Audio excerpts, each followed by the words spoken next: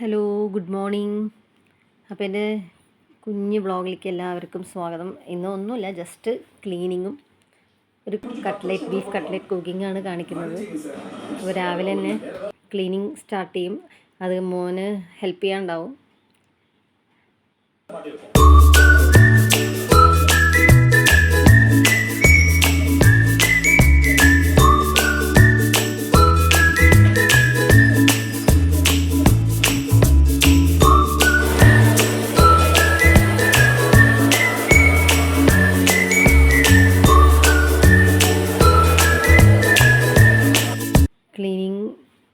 ക്ലീനിങ്ങും അടിച്ചു വരും, പിന്നെ തുടയ്ക്കുക, അതൊക്കെ കഴിഞ്ഞിട്ടാണ് പിന്നെ കിച്ചണിലേക്ക് കയറാറുള്ളൂ.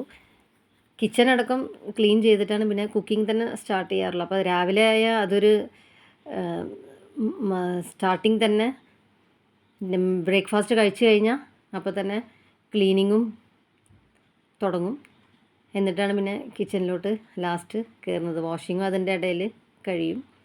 അങ്ങനെ പിന്നെ ഇന്ന് ഞാൻ കാണിക്കാൻ പോകുന്നത് ഒരു ബീഫ് കട്ട്ലറ്റാന്ന് പറഞ്ഞില്ലേ, അത് ജസ്റ്റ് ഒന്നുമില്ല, ഞാനൊരു വീഡിയോയിൽ കണ്ടതാണ്, അതുപോലെ ചെയ്താണ്. ജസ്റ്റ് ബീഫ്, കുറച്ച് ചുവന്നുള്ളി, മുളക് പൊടി, മല്ലിപ്പൊടി, മഞ്ഞൾപ്പൊടി, ഉപ്പ്, കുരുമുളക് പൊടി, ഗരം മസാല ഇതൊക്കെ ചേർത്ത് ജസ്റ്റ് വേവിക്കുകയാണ്. വെള്ളം ഒഴിക്കാണ്ടാണ് വേവിക്കണത്. ഞാൻ സാധാരണ വെള്ളം ഒഴിക്കാറുണ്ട്, കുറച്ച് ഇത് വെള്ളം ഒഴിക്കാണ്ടാണ് ഞാൻ കണ്ടത്. അപ്പോൾ ജസ്റ്റ് ട്രൈ ഔട്ട് ചെയ്യാമെന്ന് വിചാരിച്ചു. എന്നിട്ട് പിന്നെ ഇഞ്ചിയും വെളുത്തുള്ളി പേസ്റ്റ് അല്ലെങ്കിൽ ചതച്ച അതായാലും അത് വെച്ചിട്ട് നന്നായി മിക്സ് ചെയ്തിട്ട് നമ്മൾ 4 വിസിലോ കുക്ക് ചെയ്യാം, കുക്കറിൽ 4 വിസിൽ വരുന്നവരെ അത് വേവിക്കുക. അത് കഴിഞ്ഞാൽ പിന്നെ നമ്മൾ സവാള, പച്ചമുളക്, കറിവേപ്പില അത് നമ്മൾ ചോപ്പറിലിട്ടിട്ട് ചോപ്പ് ചെയ്യാം നല്ലോണം. 3 പച്ചമുളക്, കറിവേപ്പില, സവാള. എന്നിട്ട് പിന്നെ നമ്മൾ കുറച്ച് ഓയിൽ ഒഴിച്ചിട്ട് അതിൽ നന്നായി സോട്ട് ചെയ്യാം.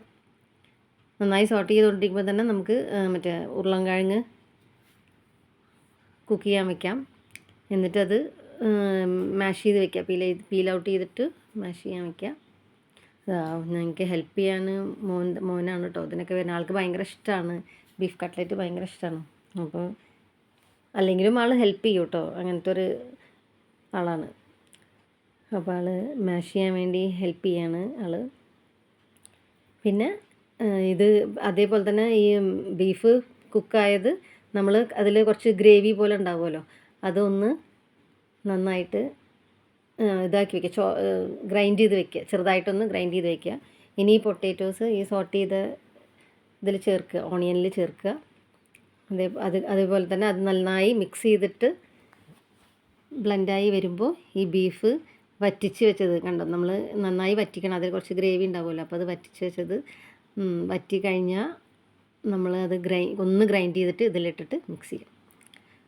എന്നിട്ട് ഇത് ഞാൻ വൈകുന്നേരത്തിനാണ് ചെയ്യുന്നത്. അപ്പോൾ രാവിലെ തന്നെ ചെയ്ത് വെച്ചാൽ ഉച്ചയ്ക്കാണ് കേട്ടോ ഇത് ചെയ്യുന്നത്. അപ്പോൾ നമുക്ക് വൈകുന്നേരം ആകുമ്പോഴേക്കും പെട്ടെന്ന് എടുക്കാമല്ലോ.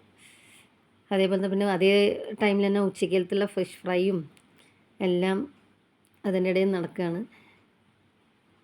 അപ്പോൾ ഇത്രയേ ഉള്ളൂ. എന്നിട്ട് പിന്നെ നമ്മൾ ആസ് യൂഷ്വൽ നിങ്ങൾക്ക് അറിയാമല്ലോ, കട്ട്ലറ്റ് എഗ്ഗിൽ ഡിപ്പ് ചെയ്ത് ബ്രെഡ് ക്രംസിൽ ഡിപ്പ് ചെയ്ത് ഫ്രൈ ചെയ്യാം.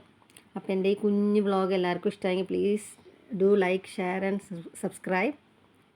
കമൻസ് ഇടുക. നിങ്ങളുടെ ആദ്യമായിട്ടാണ് ഞാൻ വീഡിയോ ഇങ്ങനെ എടുക്കുന്നത്, എനിക്ക് തന്നെയാണ് എടുക്കുന്നത്. എനിക്ക് സോ എന്തെങ്കിലും മിസ്റ്റേക്ക് ഉണ്ടെങ്കിൽ so please sorry for that.